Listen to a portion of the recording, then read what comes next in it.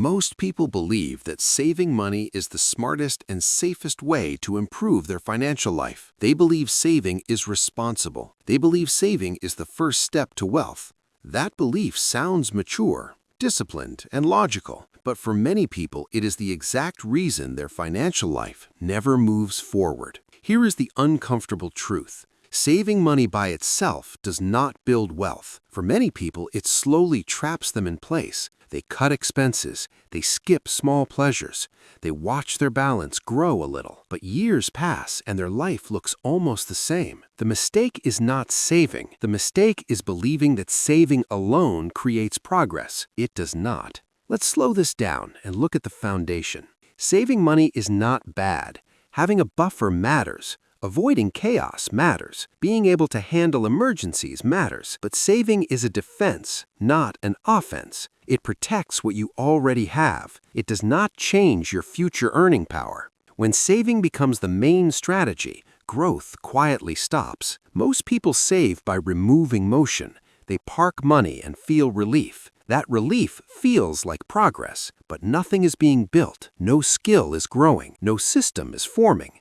No engine is being created. The money just sits there, slowly losing strength to inflation and time. This creates a false sense of safety. People feel responsible because they're not spending. They feel disciplined because they're saying no. But financially, they're standing still. Their life still depends on their next paycheck. Their time is still fully tied to income. Their stress does not go away. It just hides. This is why saving alone feels frustrating over time. You do everything right, you avoid mistakes, you follow the rules, but the reward never arrives. The balance grows slowly, but your freedom does not. Your options do not expand. Your future still feels fragile. Saving is meant to buy time. It is meant to create space. It is not meant to be the end goal. When people stop at saving, they confuse stability with progress. Stability feels good, but it does not change direction. Now, look at people who actually build wealth. They still save,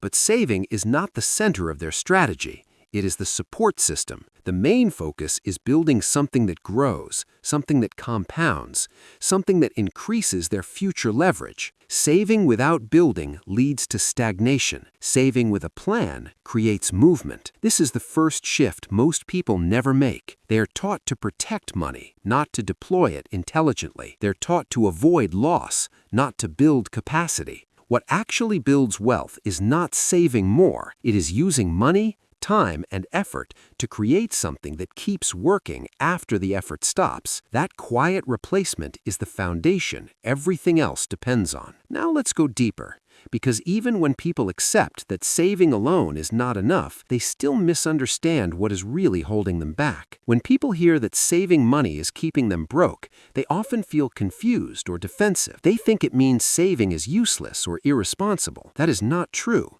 Saving matters, but the role it plays matters more. Saving is supposed to support growth, not replace it. Most people treat saving as the finish line. They believe once they save enough, life will finally feel secure. But there is no number where that feeling permanently arrives. As savings grow, so do expenses, responsibilities, and fear. The target keeps moving. The stress never fully disappears. The deeper issue is that saving does not change how money enters your life. It only changes how long you can survive without income. Your relationship with time stays the same. If you stop working, money still stops. That means nothing fundamental has changed. Think about saving like holding your breath underwater. It buys you time, but it does not help you breathe. You can hold longer with practice, but eventually you must come up. Income that does not grow works the same way. You can survive longer, but you cannot move forward. Another confusion comes from effort. Saving feels active.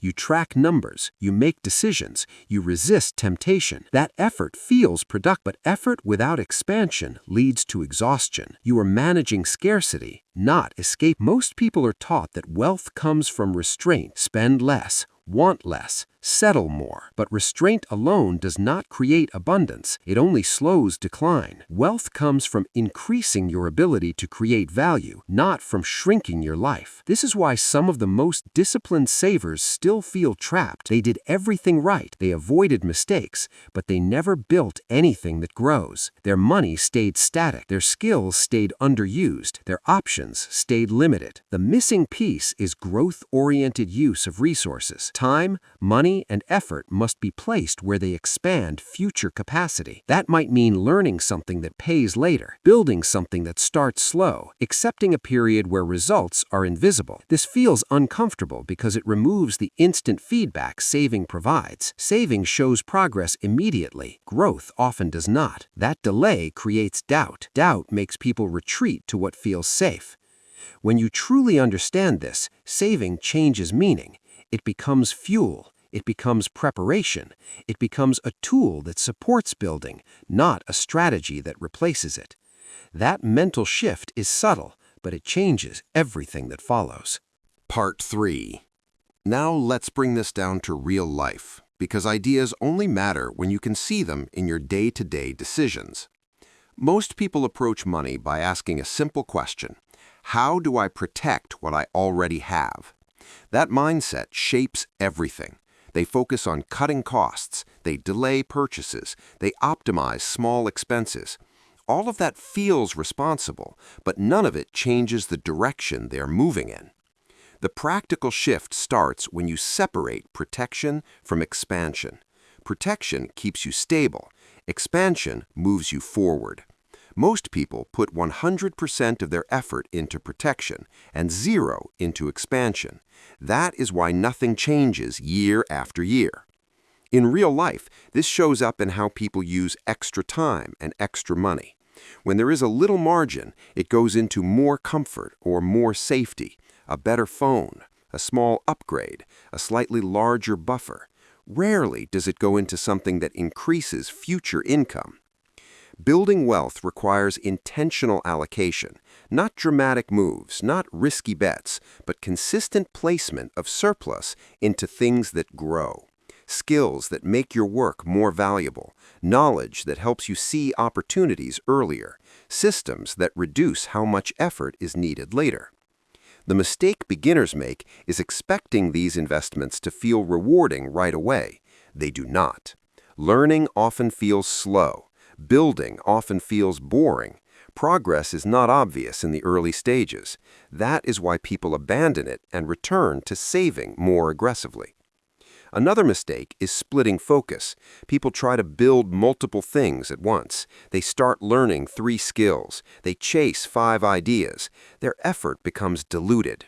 Growth requires concentration, one direction, repeated action in the same lane. Now, let's talk about reality. There is usually a phase where saving feels smarter than building, especially when money is tight. Fear increases, uncertainty increases. In that moment, growth feels irresponsible. This is where most people stop. But staying in pure saving mode forever creates a different kind of risk. Your income stays fixed, your options stay narrow, your stress increases with every unexpected expense. Day to day, building wealth looks quiet. It looks like choosing learning over leisure sometimes, choosing long-term progress over short-term relief, using savings as support, not as the end goal.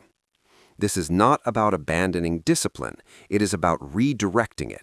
The same discipline used to save can be used to build, but only if you accept that real progress often feels uncomfortable before it feels rewarding. Now let's zoom out and lock this in, because this is where most people finally understand why saving alone never creates wealth.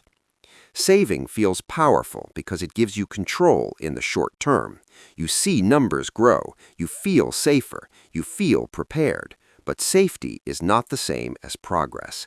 Saving protects the past. It does not build the future. The real shift happens when you stop seeing money as something to store and start seeing it as something to deploy. Wealth is not created by holding. It is created by placement. Where money goes matters more than how tightly you hold it. This is where psychology enters the picture. Humans are wired to avoid loss more than to seek growth. Saving satisfies that instinct. It reduces anxiety. Building wealth requires sitting with uncertainty. It requires trusting a process before results show up. That is uncomfortable, so most people avoid it. A common objection is, I don't make enough to invest in anything meaningful. That sounds logical, but it keeps people trapped. The size of the action matters less than the direction of the action. Even small, consistent placement into growth compounds over time. Zero placement never does. Another objection is fear of mistakes. People worry about wasting money, but doing nothing is also a decision, and it has a predictable outcome, staying exactly where you are. Over time, inflation, rising costs, and missed opportunities quietly erode the value of pure saving. Now, compare two paths clearly. One path is saving harder every year just to feel okay. More restriction, more pressure, more anxiety when expenses rise. The other path is using saving as a base while directing effort and money into growth. The second path feels slower at first, but it expands options over time. This is the contrast that matters. Saving without building leads to stability without freedom.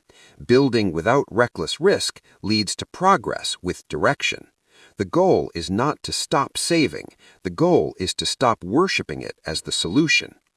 What actually builds wealth is a system where saving supports growth, not replaces it, where effort compounds instead of resets, where money works quietly in the background instead of sitting still. This shift is subtle. It does not come with dramatic moments, but once you see it, you cannot unsee it. If this way of thinking makes sense and you want to keep building it step by step from zero, subscribe. The next videos go deeper into how to turn income into growth without hype, shortcuts, or false promises.